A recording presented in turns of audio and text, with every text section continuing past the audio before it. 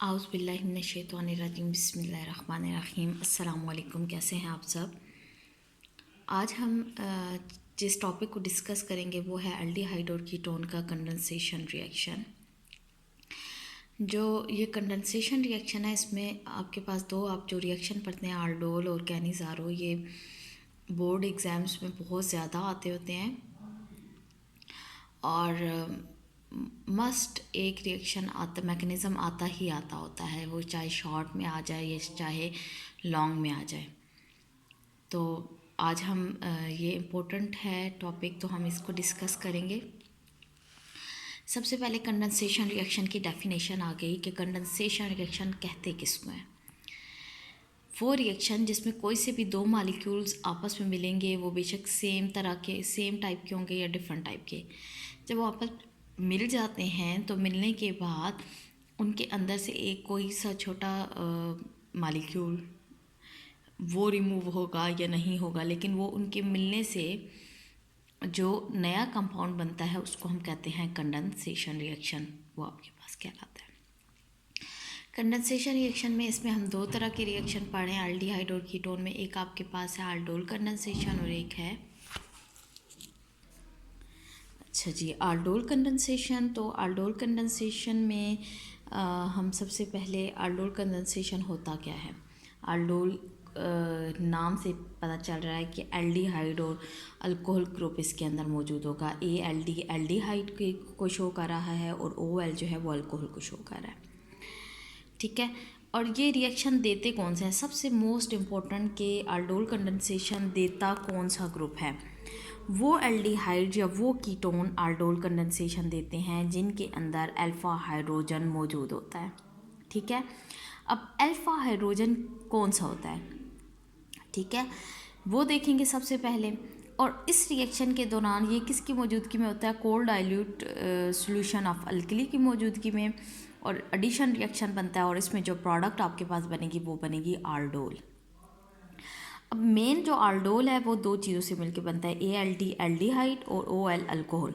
इसके अंदर जो आपके पास प्रोडक्ट होगी उसमें एल्डिहाइड भी मौजूद होगा और OL यानी अल्कोहल भी मौजूद होगा, इसलिए हम इसको कहते हैं aldol। तो ये शॉर्ट क्वेश्चन बहुत ज़्यादा पेपर में आता है कि aldol क्यों कहा जाता है इस रिएक्शन को, तो इसका आंसर आपके पास यही होगा। इसके अंदर से इसके बाद इसके अंदर जो aldol आपके पास बनता है उसमें आप वाटर का लॉस भी हो सकता है, ठीक है। वाटर का लॉस होके तो आपके पास अनसैचुरेटेड प्रोडक्ट बन जाती है। जो अल्फ़ा कार्बन है उसमें से हाइड्रोजन रिमूव होगी और जो बीटा कार्बन है उसमें से OH रिमूव होगा, तो आपके पास वाटर बन जाएगी, सही है। वाटर जो है वो रिमूव होगा। अब हम इसकी एग्जांपल देख रहे हैं। एग्जांपल में आप देखें कि जो कार्बन है, ठीक है, आपके पास ये कार्बन और इसके साथ वाला जो कार्बन होता है इसको हम अल्फ़ा कार्बन कहते हैं, ठीक है। इसी तरह से ये आपके पास जो ग्रुप है ना एल्डिहाइड, इसके साथ वाला जो कार्बन होता है इसके ऊपर जो अगर हाइड्रोजन मौजूद होगा तो उसको हम कहेंगे अल्फ़ा।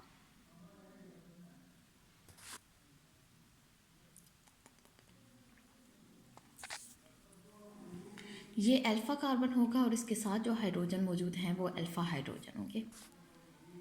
अब रिएक्शन किस तरह से हो रहा है, ये दोनों एल्डिहाइड हैं। एल्डिहाइड के दरमियान जब रिएक्शन होगा तो रिएक्शन में आपके पास क्या चीज़ होगी, ये CH3 है, ये इसका एक हाइड्रोजन रिमूव हो गया, ये इस कार्बन पे अटैक करेगी, ये कार्बन अपने डबल बॉन्ड ऑक्सीजन के साथ तोड़ देगा क्योंकि इससे 5 बॉन्ड बन जाएंगे और ऑक्सीजन अटैक करेगा इसके ऊपर, इसका हाइड्रोजन ऑक्सीजन ने ले लिया और ये आपके पास aldol बन गया प्रोडक्ट। अब जो aldol प्रोडक्ट है इसमें ये अल्कोहल ग्रुप भी मौजूद है और ये एल्डिहाइड भी मौजूद है, इसलिए हम इसको aldol कहते हैं। aldol में से जब वाटर रिमूव होगा तो इस कार्बन का एक हाइड्रोजन और इस कार्बन का OH ग्रुप ये रिमूव हो जाएगा वाटर की फॉर्म में और आपके पास अनसैचुरेटेड प्रोडक्ट बन जाएगी। अब ये तो सिंपल रिएक्शन आ गया। मैकेनिज़्म क्या है, पहला स्टेप है मैकेनिज़्म में OH ग्रुप को जनरेट करना। OH ग्रुप हम कैसे जनरेट करेंगे, NaOH है, ब्रेक डाउन होगा Na पॉजिटिव OH नेगेटिव में, तो OH ग्रुप आपके पास बन गया। अब क्या करेगा, जो OH ग्रुप है उसका अटैक है किसके ऊपर, अल्फ़ा हाइड्रोजन ऑफ एल्डिहाइड या कीटोन के ऊपर, ठीक है। कैसे? सबसे पहले पहला हमारे पास प्रोडक्ट आ गया नंबर 1। ये अब है किस तरह से, इसको अगर आप HCH3, ये जो हाइड्रोजन है ये मैंने ओपन करके यहाँ पे लिखे हुए हैं, ठीक है। अब ये अल्फ़ा कार्बन है तो इसके साथ वाले तीनों हाइड्रोजन अल्फ़ा हाइड्रोजन है। कोई सा भी एक हाइड्रोजन जो है ना वो OH आएगा और OH उस हाइड्रोजन को ले लेगा। फॉर एग्जांपल उसने इस हाइड्रोजन को ले लिया। अब आपके पास जो प्रोडक्ट बन रही है वो बनेगी कार्ब एनाइन, क्योंकि अब जब वो ले लेगा तो कार्बन के ऊपर के पास 2 हाइड्रोजन रह जाएंगे। कार्बन का एक बॉन्ड नहीं बना हुआ, कार्बन टोटल 4 बॉन्ड बनाता है। तो ऐसी ये जो फॉर्मेशन होती है हम इसको कहते हैं कार्ब एनाइन। ये अब एक स्ट्रॉन्ग न्यूक्लियोफाइल बन गया, ठीक है।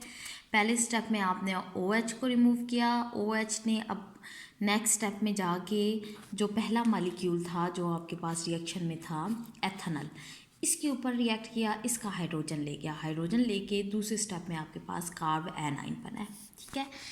थर्ड जो स्टेप है उसमें बनेगा अल्कोक्साइड आइन। अल्कोक्साइड आइन किस तरह से बनेगा? अब ये देखेंगे आपके पास पहला जो बना था यानी CH2 माइनस वाला, ये सेम उसी तरह का दूसरा प्रोडक्ट आएगा। ये दूसरे वाला प्रोडक्ट आ गया, सॉरी मॉलिक्यूल आ गया। ये आपस में रिएक्ट कर रहे हैं। अब इसका ये जो कार्बन है ये इस कार्बन के ऊपर अटैक कर रही है, तो ये कार्बन अपना बॉन्ड ब्रेक कर रहा है, तो आपके पास ये प्रोडक्ट बन जाएगी। क्योंकि ये बॉन्ड जब तोड़ेगा तो इसके ऊपर माइनस का साइन आ जाएगा और ये आपके पास प्रोडक्ट सेम आ जाएगी। इसको हम कहते हैं अल्कोक्साइड आइन। अब अल्कोक्साइड आइन का काम क्या है? ये रिमूव करेगा हाइड्रोजन फ्रॉम वाटर, ठीक है। Removal of hydrogen from water होगी। जैसी वाटर में से हाइड्रोजन ये रिमूव होगा तो ये हाइड्रोजन आके इसके साथ लग जाएगा और आपके पास ये प्रोडक्ट बन जाएगी CH3, सॉरी ये हुआ हुआ रिएक्शन, ये रिएक्शन हुआ हुआ है ये चीज़, ठीक है।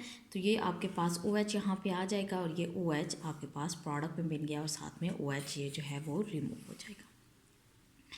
अब क्या होगा कि ये आपके पास जो एक ये वाला था ये आपके पास एक मॉलिक्यूल है, ये आपके पास दूसरा मॉलिक्यूल है।